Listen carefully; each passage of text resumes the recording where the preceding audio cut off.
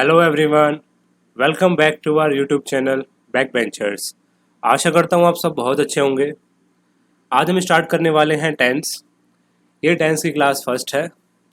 अगर आप NDA, CDS, CAPF या किसी भी एसएससी एग्ज़ाम के लिए प्रिपेयर कर रहे हो तो ये वीडियो आपके लिए बहुत इंपॉर्टेंट रहेगी।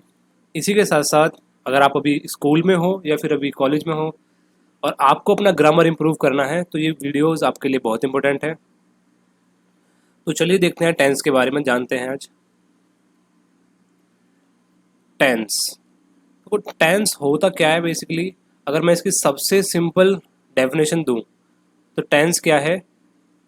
Time of verb. अब वर्ब क्या है ये हम ऑलरेडी डिस्कस कर चुके हैं लास्ट वीडियोस में, आप उनको देख लीजिएगा, ठीक है। तो टाइम ऑफ वर्ब, वर्ब का समय है टेंस। अब वर्ब क्या होती है? कोई भी आपका एक्शन या कोई आपका कार्य जो आपने करा है, ठीक है। ये कार्य किस टाइम पे हुआ है, मतलब उसी को क्या बोलते हैं हम? टेंस। अब आपको पता है थ्री टाइप्स के क्या होता है? टाइम होता है, जो समय है वो तीन प्रकार का होता है। पहला कौन सा? प्रेजेंट, जो अभी चल रहा है, प्रेजेंट टाइम। पास्ट टाइम, भूतकाल, जो जा चुका है। और आने वाला, फ्यूचर टाइम। तो कोई भी एक्शन जो है, कोई भी वर्क जो है वो इन्हीं तीन टाइम में होगा, ठीक है। Present, past, future. अब हमें सीखना क्या है टेंस के अंदर? जो हमारा ट्रांसलेशन होता है, आमतौर पे हम किस में बात करते हैं? हिंदी में। जो हमारा ट्रांसलेशन है हिंदी का, उसको जब हम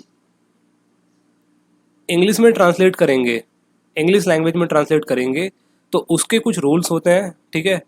कुछ रूल रेगुलेशन होता है जिसको हमें यूज़ करके अपने हिंदी के वाक्यों को, अपने हिंदी के सेंटेंस को इंग्लिश में ट्रांसलेट करना होता है। हर लैंग्वेज के अपने अलग रूल्स होते हैं। तो इसी तरह से हम हिंदी को जब इंग्लिश में ट्रांसलेट करते हैं तो हमें पढ़ना होता है टेंस। हम टेंस के बारे में पढ़ते हैं, टेंस के बारे में सीखते हैं, ठीक है, अपने ट्रांसलेशन के लिए। अब हम जानते हैं कि टाइम कितना तरह का है? तीन तरह का। तीन तरह का टाइम है, और हम जो टेंस पढ़ते हैं वो पढ़ते हैं हम ऑलमोस्ट फोर टाइप के। तो टोटल 12 टेंसेस हमको सीखने हैं आने वाले वीडियोस में। आई होप ये आपको समझ में आ रहा है मैं क्या समझाना चाह रहा हूँ आपको, ठीक है। तो हम बेसिकली क्या पढ़ेंगे? टाइम ऑफ वर्ब, जिसको कहते हैं टेंस। अब देखो, हमने पढ़ा है कि जो मेन वर्ब होती है, मेन वर्ब, उसकी फॉर्म चेंज होती है। V1, V2, V3, या फिर फर्स्ट फॉर्म प्लस ING, और फर्स्ट फॉर्म प्लस S और ES। अब ये जो फॉर्म चेंज हो रही है, ये किसके अकॉर्डिंग चेंज होती है? ये चेंज होती है समय के अकॉर्डिंग। जो समय चल रहा है, जो टाइम है, उसके अकॉर्डिंग ये चेंज होती है। उसी को हम सीखेंगे किसमें? टेंस के अंदर, ठीक है।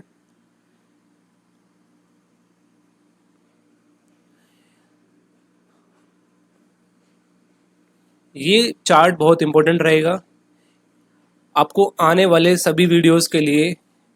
ये चार्ट जो है आपको याद रखना है, ठीक है।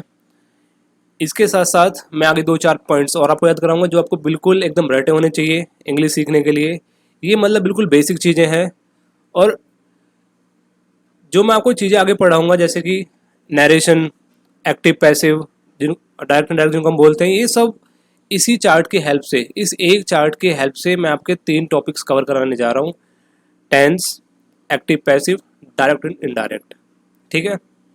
तो आपको ये याद रखना है, ये जो रूल लिखे हुए हैं ये प्रेजेंट के हैं, ये पास्ट के हैं, और ये फ्यूचर के हैं। अब किस तरह से हम पहले पढ़ेंगे इनडेफिनेट टेंस, जिसको हम बोलते हैं सिंपल टेंस। इसको हम सिंपल भी बोलते हैं, simple present, simple past, simple future. तो आपको देखो जो याद रखना है वो क्या याद रखना है कि सिंपल प्रेजेंट के बॉक्स में वर्ब कौन सी आती है, हेल्पिंग वर्ब कौन सी आती है, ठीक है। ऐसे ही सिंपल पास्ट में वर्ब कौन सी आती है, हेल्पिंग वर्ब कौन सी आती है, सिंपल पास्ट में वर्ब कौन सी आती है, हेल्पिंग वर्ब कौन सी आती है।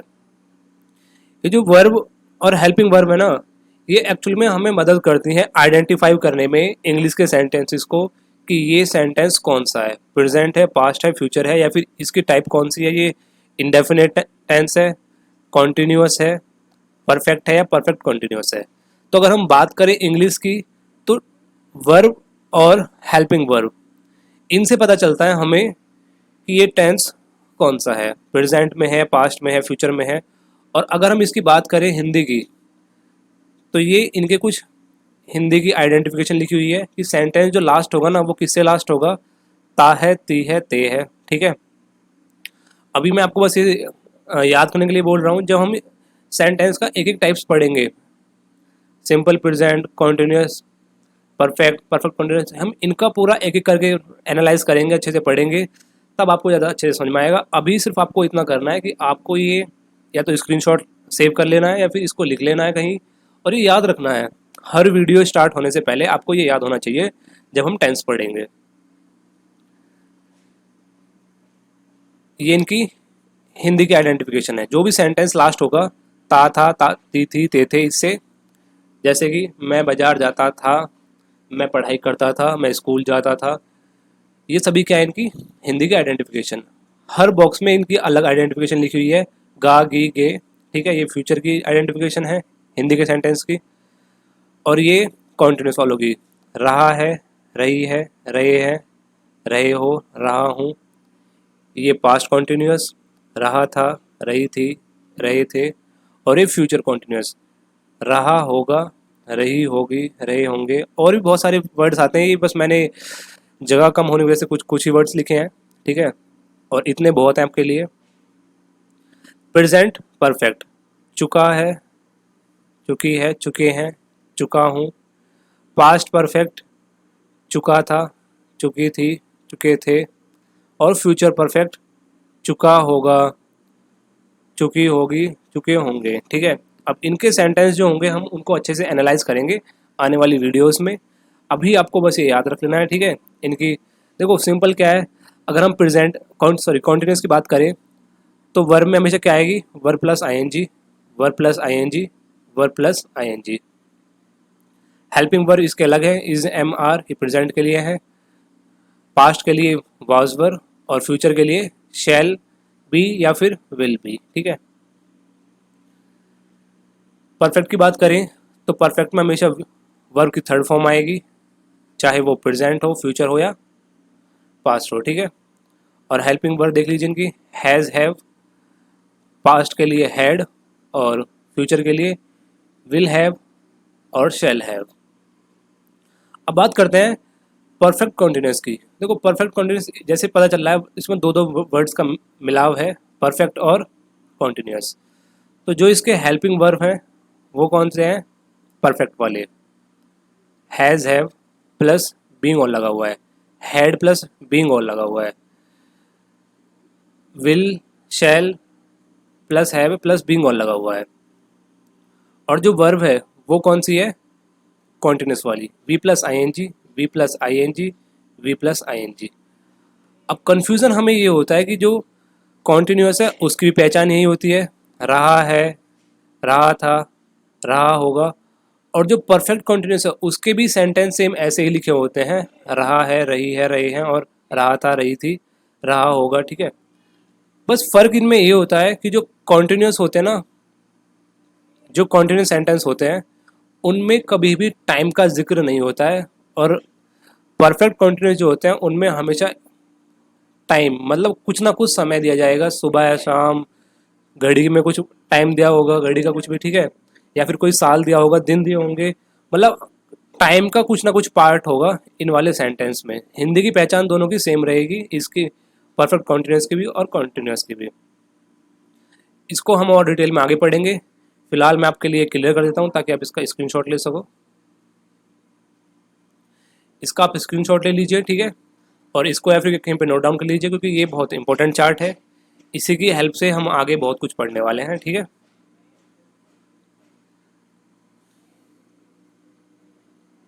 अब देखो, टेंस सीखने के साथ साथ हमें क्या सीखना है, टाइप ऑफ सेंटेंस। हम हर टेंस के अंदर 4 टाइप के सेंटेंस बेसिकली हम बोलते हैं, या जिनका हम फॉर्मेशन करते हैं, 4 टाइप के सेंटेंस होते हैं जिनको हमें सीखना है। पहले सेंटेंस होते हैं अफर्मेटिव सेंटेंस। अफर्मेटिव सेंटेंस जो होते हैं, इनका अगर मैं बेसिक स्ट्रक्चर की बात करूं तो इसमें क्या होता है, सब्जेक्ट। सब्जेक्ट कौन होता है, जो कार्य कर रहा होता है, जिसको हिंदी में बोलते हैं करता है, ठीक है, जिसने काम करा है, ठीक है। हेल्पिंग वर्ब, ये आपको बॉक्स से याद रखनी है। वर्ब, ऑब्जेक्ट, ऑब्जेक्ट क्या, जिसके ऊपर काम किया, ठीक है। वर्ब मतलब जो कार्य हुआ है और जिसके ऊपर जाके कार्य हुआ है, ठीक है, वो क्या है, ऑब्जेक्ट। और उसके साथ साथ अदर वर्ड्स। अभी आपको याद क्या करना है, सिर्फ आपको जो मैं बेसिक स्ट्रक्चर्स लिखवा रहा हूँ इसको याद रखना है, और आने वाली वीडियो में आपको बहुत हेल्प करेगा ये। नेक्स्ट सेंटेंस आते हैं नेगेटिव सेंटेंस। नेगेटिव सेंटेंस का स्ट्रक्चर देखते हैं, subject, helping verb plus not plus verb plus object plus other object, sorry other words. ये इंटरोगेटिव सेंटेंस जो हम पढ़ेंगे, इसमें इंटरोगेटिव सेंटेंस की शुरुआत होती है हेल्पिंग वर्ब से, मतलब जो सेंटेंस हिंदी में होता है ना, क्या क्या से शुरू होने वाले, उनको कहते हैं हम इंटरोगेटिव सेंटेंस। तो इनमें शुरुआत होगी हेल्पिंग वर्ब से। अगर नॉट है सेंटेंस में, अगर नहीं है तो भी नॉट का यूज़ करेंगे, plus subject plus verb plus object plus other words. ये अभी बेसिक स्ट्रक्चर है, इसका इस्तेमाल कैसे करना है, कैसे इनको यूज़ में लाना है, वो मैं आपको अच्छे से सिखाऊंगा आने वाले वीडियो में, ठीक है। अभी बस मैं आपको क्या बता रहा हूँ, बस आपको ये कुछ याद करने वाली चीज़ें हैं, रटने वाली चीज़ें हैं, इनको समझ के याद करो या रट्टा मारो, ठीक है, लेकिन ये कंपलसरी है आपको पढ़ना। और फोर्थ सेंटेंस जो आते हैं वो होते हैं डबल इंटरोगेटिव, ठीक है। इनकी शुरुआत होती है, मतलब होते हैं क्वेश्चन वाले सेंटेंस के, लेकिन इनमें जो क्वेश्चन वर्ड होता है ना वो बीच में आता है, जैसे कि तुम कहाँ रहते हो, ठीक है, तुम पढ़ाई कब करते हो। तो जो ये क्या कब कैसे, ये सेंटेंस के बीच में आते हैं, ठीक है। और इसकी शुरुआत कैसे होती है, क्वेश्चन वर्ड से। क्वेश्चन वर्ड की इनकी शुरुआत होगी, फिर हेल्पिंग वर्ब। देखो, इंटरोगेटिव और डबल इंटरोगेटिव, इनमें बस फ़र्क क्या है, अगर मैं इंग्लिश की फॉर्मेशन की बात करूँ तो इस हेल्पिंग वर्ब से पहले ना सिर्फ क्वेश्चन वर्ड लगा देंगे, बाकी सारा सेम है, जो ऊपर लिखा हुआ है ये इंटरोगेटिव में, ये पूरा पूरा सेम है लास्ट तक, ठीक है। बस स्टार्टिंग में क्या आता है, इसमें क्वेश्चन वर्ड आते हैं। आप इसका भी स्क्रीनशॉट ले सकते हो, मैं क्लियर कर देता हूँ। ये 4 टाइप के सेंटेंस हैं जो हमें पढ़ने हैं हर टेंस में। अब हम जब स्टार्ट करेंगे प्रेजेंट टेंस, मान लो हमने पढ़ना स्टार्ट किया सिंपल प्रेजेंट, तो सिंपल प्रेजेंट के अंदर हम ये 4 टाइप के सेंटेंस पढ़ेंगे। तो आपको ये स्ट्रक्चर आना चाहिए कि अगर मैं बात कर रहा हूँ अफर्मेटिव सेंटेंसेस की, तो आपको ये स्ट्रक्चर आना चाहिए, प्लस जो इससे पहले वाला जो मैंने आपको चार्ट पढ़ा है, आपको पता होना चाहिए कि सिंपल प्रेजेंट में कौन सा हेल्पिंग वर्ब आएगा और कौन सा वर्ब आएगा, ठीक है। इसका यूजेस क्या है वो मैं आपको आगे पढ़ाऊंगा, ठीक है। नेगेटिव सेंटेंस का आपको पता होना चाहिए, इंटरोगेटिव पता होना चाहिए, इन चारों को ही हम बार बार रिपीट करेंगे हर टेंस में, ठीक है। अब देखो, जो टेंस के अंदर हेल्पिंग वर्ब यूज़ होती हैं वो मैंने सारी आपको एक चार्ट के अंदर लिखवा दी हैं, वो आप याद कर लीजिए। अब उनके यूजेस देखते हैं कि उनका यूज़ कैसे होगा। देखो, 2 चीज़ें होती हैं, सिंगुलर सब्जेक्ट और प्लूरल सब्जेक्ट, ठीक है। पहले हम देखते हैं, पहले आपको मैं एक छोटा सा कॉन्सेप्ट सिखाता हूँ कि अगर मानो जो सब्जेक्ट है अगर वो सिंगुलर है, यानी कि एक है, सिंगुलर है, एक है, तो उसके साथ जो वर्ब आएगी ना वो भी कैसी होगी, सिंगुलर वर्ब, सिंगुलर वर्ब होगी, ठीक है। और अगर जो सब्जेक्ट है, जो काम करने वाला है, जो करता है, जिसको हम हिंदी में बोलते हैं करता, अगर वो क्या है, प्लूरल है, मतलब सेंटेंस में एक से ज़्यादा लोगों का यूज़ हुआ है, हम, वो सब, ऐसे कुछ शब्द यूज़ हुए हैं, तो वो क्या है, प्लूरल। और प्लूरल के साथ क्या आता है, प्लूरल सब्जेक्ट के साथ आएगा प्लूरल वर्ब। तो ये छोटी सी बात है, बस आपको ये याद रखना है, ठीक है। बाकी यूजेस हम देखते हैं बहुत ही आसान तरीके से। डज, ये आप कौन से बॉक्स में आता है, इसको आपको याद करना पड़ेगा, ठीक है, कौन से चार्ट में कौन से बॉक्स में आ रहा है ये। Does, did, is, was, has, had, do, did, are, were, have, had. अब देखो, ये जितने भी हेल्पिंग वर्ब्स हैं, ये किसके साथ आते हैं, सिंगुलर सब्जेक्ट के साथ। जैसे कि ही, शी, इट, या फिर किसी का नाम हो, कोई एक पर्सन हो, ठीक है, राम, श्याम, गीता, सीता, ठीक है। और ये सभी हैं प्लूरल वर्ब। तो मैंने आपको भी बताया कि प्लूरल वर्ब के साथ क्या आएगा, प्लूरल सब्जेक्ट। तो प्लूरल सब्जेक्ट क्या होते हैं, किनके साथ यूज होंगे, प्लूरल सब्जेक्ट के साथ ये सारे वर्ब यूज होंगे, जैसे कि वी, यू, दे, और आई के साथ भी यही यूज होंगे, आई, या फिर एक से ज़्यादा किसी के नाम हो, मतलब सेंटेंस के अंदर दो तीन नाम आ रहे हो, राम एंड श्याम, सीता, गीता, ठीक है। अगर दो लोगों का नाम आ रहा है, दो पर्सन आ रहे हैं, तो भी इनके साथ क्या यूज़ होंगे, ये सारे यूज़ होंगे। इसको आप चार्ट, इसको भी आप ड्रॉ कर सकते हो। आज जो हम पढ़ रहे हैं ये सारी चीज़ें सिर्फ याद करने वाली हैं, ठीक है। आगे हम इनके सेंटेंस देखेंगे, कैसे इनको यूज़ करना है, वो सब देखेंगे। अब यहाँ पे एक बचा हुआ है एम। तो एम का इस्तेमाल हम किसके साथ करते हैं, सिर्फ और सिर्फ आई के साथ, ठीक है। ये आपको याद रखना है। ये सभी जो हेल्पिंग वर्ड्स लिखे हुए हैं बॉक्स के अंदर, अलग अलग बॉक्स के अंदर, ये आपको याद रखने इनके यूजेस हैं। अब इसमें दो चीज़ें और बची हुई हैं, विल और शैल, उनको अब देख लेते हैं।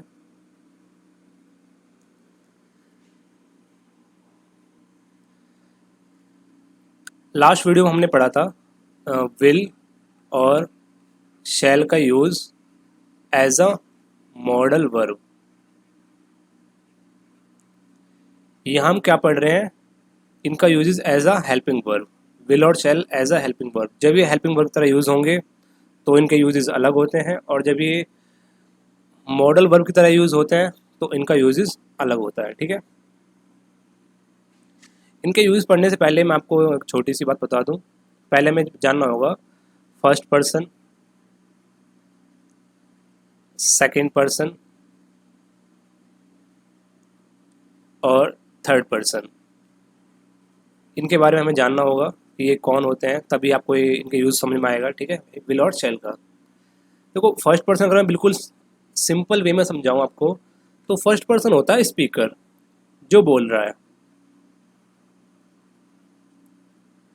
अभी स्पीकर यानी मैं अभी बात कर रहा हूँ, ठीक है, तो मैं क्या हूँ अभी, फर्स्ट पर्सन। मैं को इंग्लिश में क्या बोलते हैं, आई। तो यहाँ पे एग्जाम्पल क्या हुआ, आई। अब मान लो हम सब बोलने लगे, मैं भी बोलूँ आप भी बोल रहे हो, तो वी क्या हो गया, फर्स्ट पर्सन हो गया, ठीक है। सेकंड पर्सन कौन होता है, सेकंड पर्सन होता है, अगर बिल्कुल सिंपल वे में इसको समझे, तो लिसनर, जो बात सुन रहा है, ठीक है। अभी मैं बोल रहा हूँ और आप सुन रहे हो, तो आप मतलब यू क्या है, सेकंड पर्सन। और थर्ड पर्सन क्या होता है, फर्स्ट पर्सन और सेकंड पर्सन, ये दोनों मिलके जिसके बारे में बात कर रहे हैं ना, उसी को बोलते हैं थर्ड पर्सन, ठीक है। जिसके बारे में बात चल रही है, या मानो जिसके बारे में चुगली लगाई जा रही है, दो लोग मिलके जिसके बारे में चुगली कर रहे हैं, वो क्या हुआ, थर्ड पर्सन हुआ। इंडिया में लोगों को बहुत शौक होता है ना, दो लोग मिलके तीसरे की बातें बनाएंगे, ठीक है। तो हमारी सोसाइटी में बड़ा शौक है लोगों को ये करने का। तो ये फर्स्ट पर्सन और सेकंड पर्सन आई वी और सेकंड पर्सन यू, जब ये दोनों मिलके थर्ड पर्सन की बात कर रहे हो तो थर्ड पर्सन कौन बना? थर्ड पर्सन बने ही, शी, इट या फिर दे, किसी का नाम हो गया, ठीक है। ये सब किस में आ गए? थर्ड पर्सन में। ये उसके बारे में तुझे पता है, वो देखा तूने, वो देखी क्या कर रही थी, वो देखा तुमने क्या कर रहा था, ये सब जो बातें होती हैं, ठीक है। फर्स्ट पर्सन और थर्ड पर्सन जब बात करते हैं तो ये क्या होते हैं? सॉरी, फर्स्ट पर्सन और सेकंड पर्सन जिसके बारे में बात करते हैं वो होते हैं थर्ड पर्सन। अब जानते हैं इसके इनके यूजेस। विल और शैल, विल और शैल का यूज़ कैसे होता है ये जानते हैं। इनका यूज़ एज अ मॉडल आप अगर आपको देखना है तो आप लास्ट वीडियो में वर्ब की में देख सकते हो, ठीक है। विल और शैल सेकंड एंड थर्ड पर्सन के साथ, विल का इस्तेमाल करेंगे हम सेकंड और थर्ड पर्सन के साथ, और शैल का इस्तेमाल करेंगे फर्स्ट पर्सन के साथ। अभी इसको आई मत समझना, ये फर्स्ट पर्सन लिखा हुआ है, ठीक है। तो फर्स्ट पर्सन में कौन कौन आता है? आई और वी। इसके साथ इस्तेमाल होगा शैल का, और यू, ही, शी, इट, दे, ये सब इनके साथ क्या यूज़ होगा? विल यूज़ होगा। और ये जो यूज़ मैंने आपको बताया, ये यूज़ बताया एज अ हेल्पिंग वर्ब। और अगर आपको मैं यहीं पर समझाऊँ मॉडल वर्ब की तरह जब हम इनको यूज़ करते हैं तो जब ये act as a modal verb तो ये उल्टा हो जाता है। शैल के साथ यूज़ होता है सेकंड एंड थर्ड पर्सन, और विल के साथ यूज़ होता है फर्स्ट पर्सन। ये जो मैंने ब्लू से लिखा है ये किस एक ये है मॉडल के लिए, ठीक है, मॉडल यूजेस। आई होप ये आपको समझ में आया हो। अगर आप में इसको अगर आपको कोई भी डाउट होता है इसको पढ़ने में तो आप मुझे कमेंट कर सकते हो, ठीक है। मैं नेक्स्ट वीडियो में आपका ये डाउट क्लियर करूँगा। आगे देखते हैं।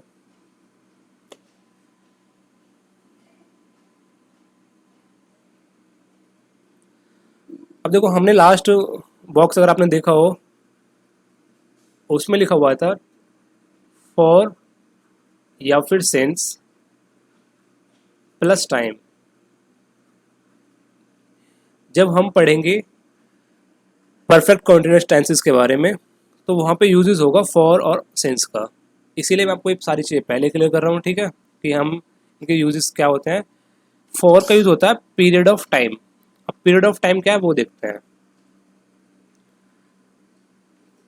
फॉर 2 आवर्स, अगर किसी सेंटेंस में ऐसे लिखा आता है 2 आवर, 3 आवर, 4 आवर, 5 आवर, तो उससे पहले क्या लगेगा? फॉर। फॉर लास्ट 3 वीक्स,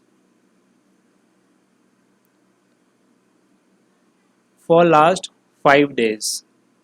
अब देखो यहाँ पे ना क्लियर ये नहीं है कि डे कौन से थे। मंडे था, ट्यूसडे था, वेडनेसडे था, थर्सडे था, संडे था, ये क्लियर नहीं है।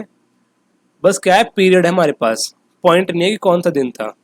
तो उसके लिए क्या यूज़ करते हैं हम? फॉर का इस्तेमाल करते हैं। फॉर लास्ट 10 डेज, 5 डेज हो गया, 10 डेज हो गया, अगर ऐसा कुछ भी आता है तो क्या यूज़ करेंगे? उससे पहले हम फॉर यूज़ करेंगे। बाकी आपको ये अच्छे से समझ में आएगा जब मैं इसके एग्जाम्पल के साथ आपको पढ़ाऊंगा, ठीक है। अभी आपको बस इतना याद करना है कि फॉर किसके लिए यूज़ होता है? पीरियड ऑफ टाइम के लिए।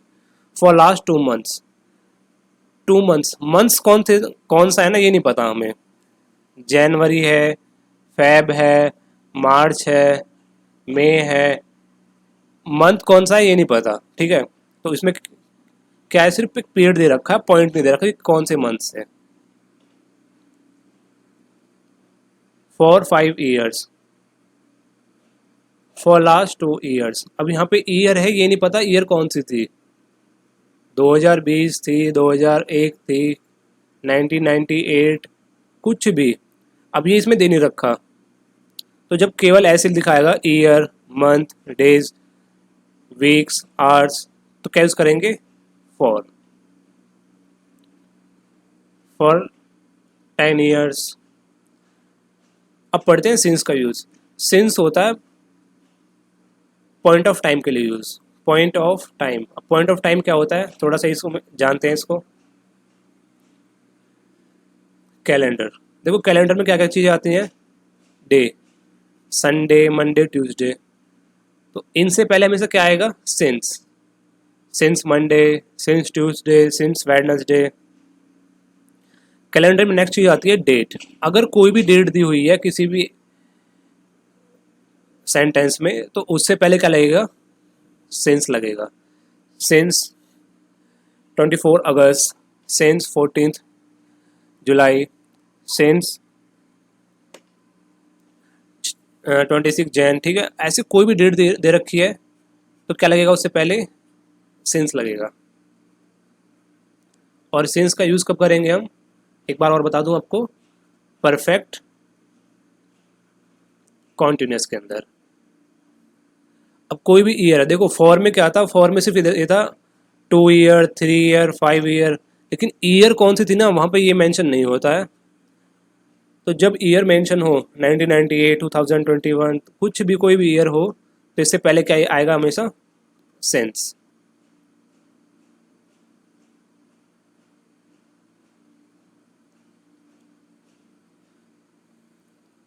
कैलेंडर में और क्या आती हैं? ओकेजन्स। कोई भी ओकेजन है, होली, दिवाली, तो इनसे पहले क्या लगेगा? सिंस। सिंस होली, कि मैं यहाँ पे होली से रह रहा हूँ, मैं यहाँ पर दिवाली से जाता हूँ, मैं इस मंदिर में दिवाली से आ रहा हूँ, सिंस दिवाली। ठीक है, एग्जाम्पल्स हम आगे देखेंगे, अभी फिर आप कंफ्यूज हो जाओगे वरना। ठीक है, नेक्स्ट आता है क्लॉक। क्लॉक भी क्या दर्शाता है? Point of time. तो अगर क्लॉक में कोई भी टाइम दे रखा है क्लॉक का, 8 o'clock, 8 PM, 10 o'clock, ऐसा कोई भी टाइम दे रखा है, तो उससे पहले भी क्या यूज़ करेंगे हम? सिंस। कि मैं सुबह 10 बजे से पढ़ाई कर रहा हूँ, since 10 o'clock। Stage of life, childhood, adolescence, adulthood, इन सबसे पहले भी क्या यूज़ होगा? सिंस। Since childhood. मैं क्रिकेट का शौकीन हूँ। ठीक है,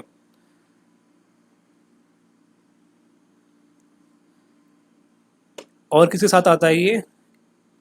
part of each day, morning, Noon, afternoon, night. ठीक है, अगर ये सारे वर्ड्स आते हैं तो इनसे पहले भी हम किसका यूज़ करेंगे? सिंस का यूज़ करेंगे। आई होप ये आपको समझ में आया हो। ठीक है, अगर आपको वीडियो अच्छी लग रही है तो प्लीज़ एक लाइक कर दीजिए इसको।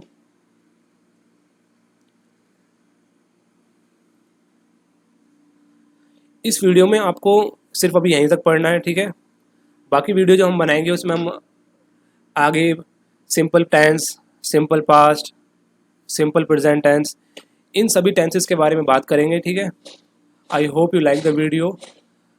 तब तक के लिए अपना ख्याल रखिए, जब तक नेक्स्ट वीडियो आती है। और हमारे बैक बेंचर चैनल को ज्वाइन कीजिए इस PDF को डाउनलोड करने के लिए, टेलीग्राम चैनल को। ठीक है, I hope you like it. और इस चैनल को ज़्यादा से ज़्यादा सब्सक्राइब कीजिए, ताकि हम आपके लिए इसी तरह की अच्छी अच्छी वीडियोस बनाते रहें। Thank you so much.